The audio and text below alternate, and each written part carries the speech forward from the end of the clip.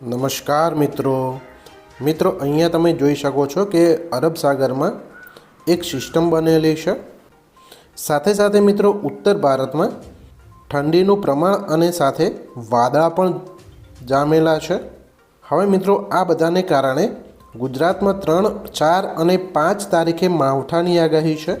મિત્રો ગુજરાતમાં અત્યારે જે પવનની દિશા છે એ વાયવ્ય તરફની છે અને કેટલીક જગ્યાએ ઈશાનનો પવન પણ ફૂંકાય છે, તેને કારણે ઘણી બધી જગ્યાઓ પર ઠંડીનું પ્રમાણ વધી ગયું છે। 3જી તારીખે પાલનપુર, ખેડબ્રહ્મા, મહેસાણા, હિંમતનગર,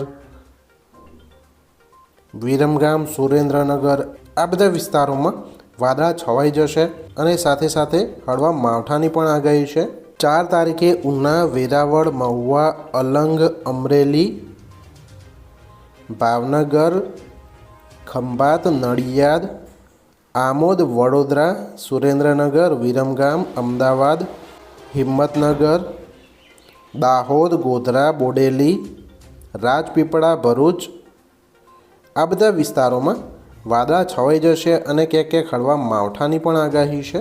મિત્રો 1લી તારીખે અને સવારે 5 વાગે ખાવડાનું તાપમાન 13 ડિગ્રી, નલિયાનું 14, ગાંધીધામનું 15, જામનગરનું 17, દ્વારકાનું 20, જૂનાગઢનું 15, થાનનું 15, ચારણકા 13, મહેસાણા 14, પાલનપુર 13, અમદાવાદ 17, વડોદરા 17, ભાવનગર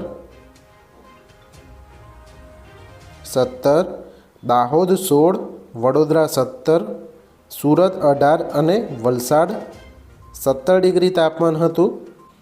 જ્યારે મિત્રો બપોરે 2 વાગે આ જે તાપમાન છે એ ખાવડામાં 25 ડિગ્રી થઈ જશે, નલિયામાં 26, ગાંધીધામમાં 26, જામનગરમાં 26, દ્વારકામાં 24, જૂનાગઢમાં 26, ઉનામાં 27, થાનમાં 26, અમદાવાદમાં 28, મહેસાણામાં 26, પાલનપુરમાં 26,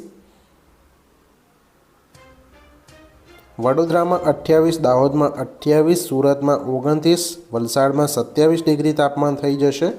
મિત્રો 2જી તારીખે ગુજરાતના તાપમાનમાં 1 ડિગ્રીનો વધારો આવશે અને જેમ જેમ મિત્રો વાદળા છવાતા જશે તેમ તેમ તાપમાન વધતું જશે।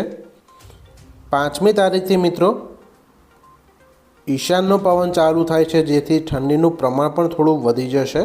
છતાં પણ મિત્રો તમે ચેનલને સબસ્ક્રાઈબ કરી લેજો, કારણ કે હવામાનમાં કોઈ પણ પ્રકારનો ફેરફાર હશે તો તમને વિડીયો મળી જશે।